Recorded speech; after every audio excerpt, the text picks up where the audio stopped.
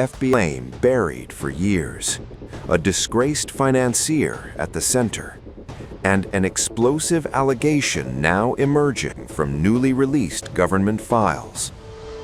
An undercover FBI informant has told investigators they became convinced Jeffrey Epstein was an Israeli intelligence asset. According to a government document released last week by the U.S. Justice Department, an undercover FBI informant alleged that Jeffrey Epstein was a co-opted Israeli spy.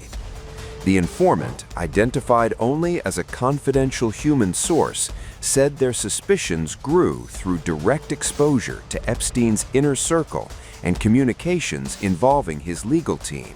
The document claims Epstein's attorney, Alan Dershowitz, allegedly told then U.S. Attorney Alex Acosta that Epstein belonged to both U.S. and Allied intelligence services. The informant said they monitored phone calls between Epstein and Dershowitz, taking notes as part of their role, and alleged that Israeli intelligence officers later contacted Dershowitz to debrief him. According to the document, Epstein was close to former Israeli Prime Minister Ehud Barak and was allegedly trained as a spy under his supervision. The informant also claimed Barak believed Israeli Prime Minister Benjamin Netanyahu was a criminal, placing Epstein within a wider web of regional and political rivalries. The document further alleges that Dershowitz once said he would be holding a stun gun as a Mossad agent if he were younger, a remark the informant interpreted as ideological alignment. The claims are unverified and include an annotation directing readers to previous reporting, though no specific source is identified in the release. The allegations surface amid a massive disclosure of Epstein-related files, many of which reference powerful political, legal, and financial figures. Epstein was found dead. Financier Jeffrey Epstein has been found dead. And I've been trying to find out who this awful man really was. Donald Trump was quoted as saying, "Jeff is a terrific guy." And I keep running into quite a surprising allegation. He has a verified connection to Mossad. And once you get to the was Epstein a spy thing, it's like a rabbit hole within a rabbit hole.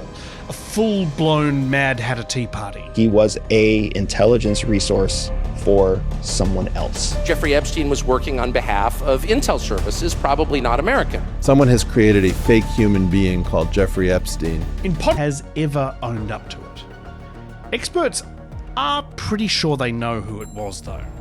They say it's the one country that we all know has nuclear weapons, but still steadfastly refuses to acknowledge it. While Israel denies it possesses nuclear weapons, observers believe there's strong evidence to the contrary. The recent war that broke out between Israel and Iran was based on the agreement among most countries that the Islamic Republic of Iran can't be allowed to have nuclear weapons.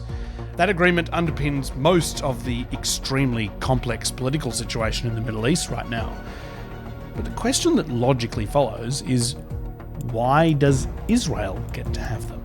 Of course, Israel's response is, we don't, along with this promise. Israel undertook upon herself not to be the first country to introduce atomic weapons in the Middle East. We won't be the first to introduce nuclear weapons into the Middle East. In this episode, we're telling truly one of the most extraordinary stories we've ever told on this show. The story of how Israel got its nuclear weapons, how we found out about them, and why the global community seems to be fine with the whole thing. It's a story of espionage, kidnapping, a secret bunker, and the ramifications of keeping too many secrets. I'm Matt.